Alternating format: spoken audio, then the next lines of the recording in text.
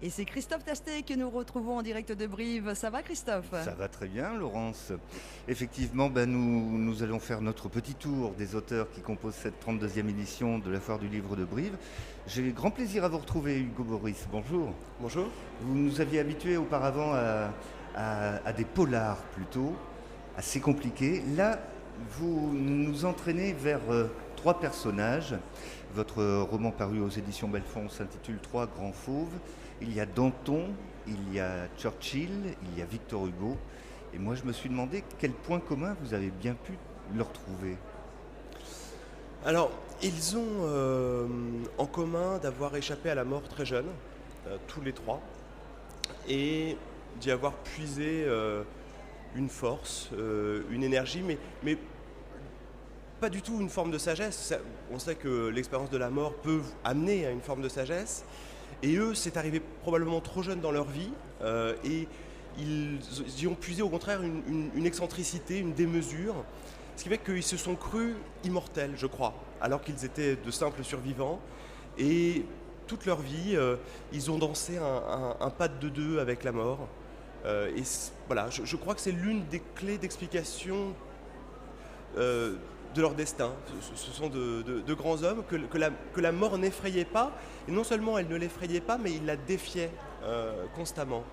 Le meilleur exemple, c'est peut-être quand même Danton. Lui, il a commencé très tôt à côtoyer la mort. Il se battait avec les taureaux, il perdait souvent. Oui, mais oui, qui s'y frotte s'y pique. Il vivait en Champagne. Sa mère n'a pas eu la force de l'allaiter. Et sa première nourrice, c'est la coutume en Champagne, était une vache. Et un matin, il avait 4 ans, il va pour s'abreuver directement au pied de la vache. Et un taureau jaloux l'aperçoit et le charge et le piétine. Donc évidemment, un enfant de 4 ans face à un taureau, et il lui arrache la lèvre. Et donc toute sa vie, il aura gardé un rictus comme ça de cette première expérience. Ça, on le sait parfois, parce qu'on sait que Danton était très laid, mais ce qu'on sait moins en général, c'est que 3 ans plus tard, il a voulu prendre sa revanche, en effet, sur un autre taureau. Et il va pour le bastonner, évidemment.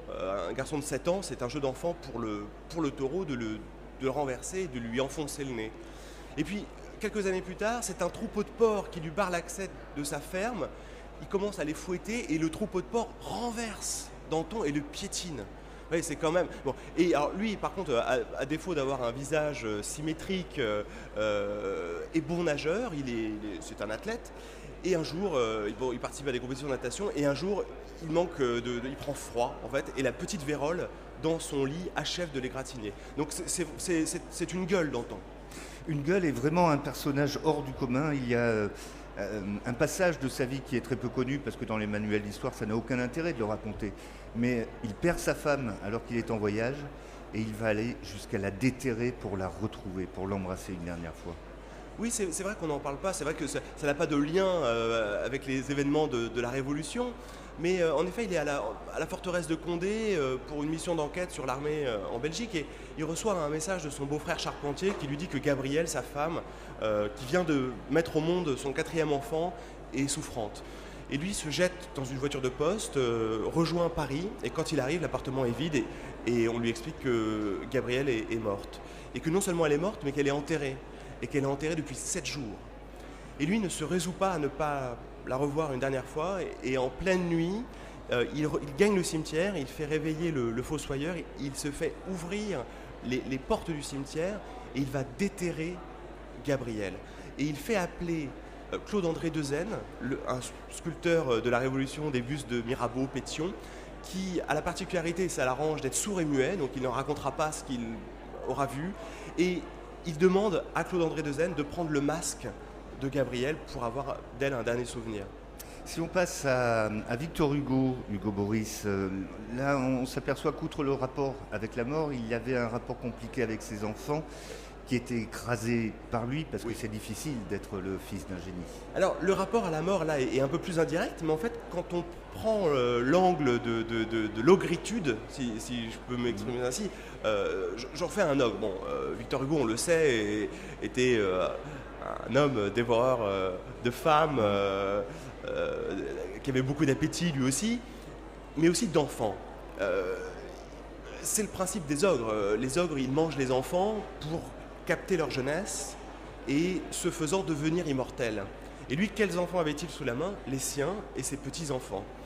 Et en effet, on parle souvent de Victor Hugo comme... On imagine un bon père, un bon grand-père. Il a écrit L'art d'être grand-père. Et moi, je peux vous dire que pour rien au monde, j'aurais voulu être son fils. Il était infréquentable et je crois qu'il a été plutôt un mauvais père. Effectivement, comme vous disiez, il a écrasé ses enfants. Et puis, il faut voir que c'était un chêne. Comme beaucoup de grands hommes, on peine à se développer dans l'ombre d'un grand chêne. Et à l'inverse, pour Winston Churchill, c'est lui l'enfant malheureux, qui n'est pas aimé par son père, qui a des mots terribles pour lui.